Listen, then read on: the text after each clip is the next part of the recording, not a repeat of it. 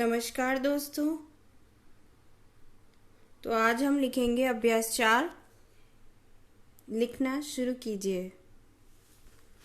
माननीय सदस्यगण, हाल में उत्तर प्रदेश के राज्यपाल ने हिंदी के विकास के बारे में जो विचार प्रकट किए हैं वे अज्ञान के सूचक नहीं, एक धारणा के सूचक है। जो हमारा अनुमान है राज्यपाल महोदय तक सीमित नहीं है, बल्कि कांग्रेस के अधिसंख्य नेताओं की धारणा है। बहुत से इसे स्पष्ट शब्दों में प्रकट नहीं करते, तो इसलिए नहीं कि वे पूर्वाग्रह से मुक्त हैं, बल्कि इसलिए कि इससे राष्ट्रभाषा संबंधी एक व्यापक पाखंड की सुविधाजनक ओट उन्हें मिल जाती है।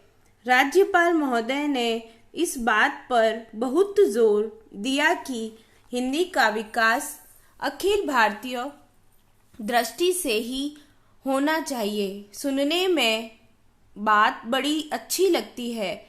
यह बात और भी अच्छी है कि इस भाषा का विकास अखिल मानव जाति के कल्याण की दृष्टि से ही होना चाहिए।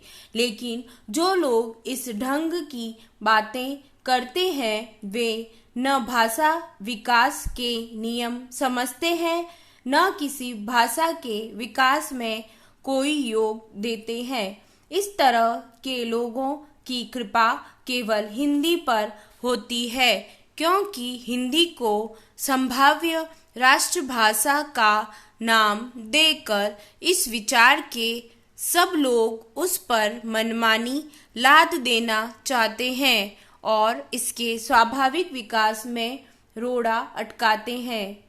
हम अखिल भारतीय दृष्टि से विरोधी नहीं है, बल्कि हमने सदा प्रादेशिक, सांप्रदायिक या किसी तरह की भी संकुचित मनोवृत्ति के विरुद्ध राष्ट्रीय दृष्टि और चिंतन का समर्थन किया है। लेकिन हमें यह बात दोहराना भी आवश्यक जान पड़ता है कि भारतीय भाषाओं में हिंदी ही सबसे अधिक और सबसे अधिक निष्ठापूर्वक अखिल भारतीय दृष्टि से सोचती रही है और अखिल भारतीय उत्तरदायित्व वहन करने के योग्य बनने का स्वतः प्रयत्न करती रही है। इसलिए कि यह मध्य प्रदेश की भाषा की सहज स्वाभाविक प्रवृत्ति और ऐतिहासिक नियति है।